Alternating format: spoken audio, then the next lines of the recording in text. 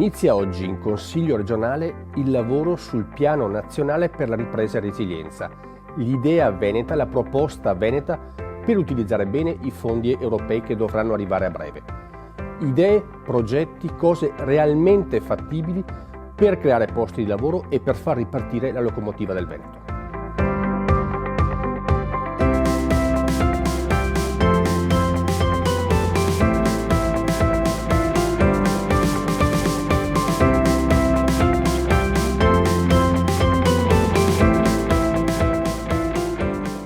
Un piano che ha al proprio interno 155 progetti divisi per 13 macro aree e che ha una dimensione economica di circa 25 miliardi.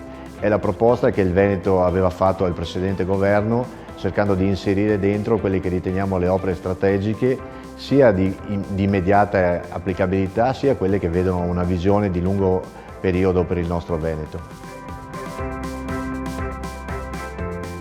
Ricordiamo che è un piano che affronta in primis la crisi derivata dalla pandemia e che ha colpito maggiormente le regioni produttive del nostro Paese. Dobbiamo essere estremamente critici relativamente al piano nazionale presentato dal Governo, sia per gli aspetti di eccessivo centralismo, sia per gli aspetti di eccessiva sproporzione e spostamento di risorse.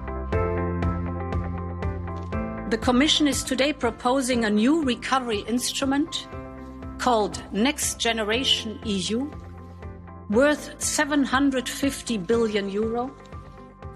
It will sit on top of a revamped long-term EU budget of €1.1 trillion.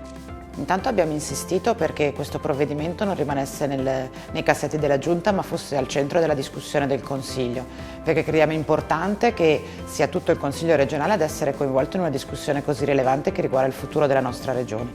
Le criticità principali sono due: intanto poca innovazione, cioè poca capacità di immaginare il Veneto del 2030, e il secondo poca propensione ai temi della sostenibilità, dell'innovazione e della digitalizzazione. Confidiamo con il lavoro in Consiglio di poter dare un contributo positivo a questo piano. Adesso i commissari, tutte le commissioni, approfondiranno per i temi specifici di propria competenza le proposte della Giunta, potranno valutare e verificare quanto queste cose sono indispensabili per il Veneto e ai primi di marzo arriveremo in aula per dare un parere alla Giunta su questo piano. Ci auguriamo che nel frattempo il governo appena insediato possa far tesoro di queste proposte, possa utilizzarle perché, ripeto, il Veneto è già pronto a spendere bene i fondi europei.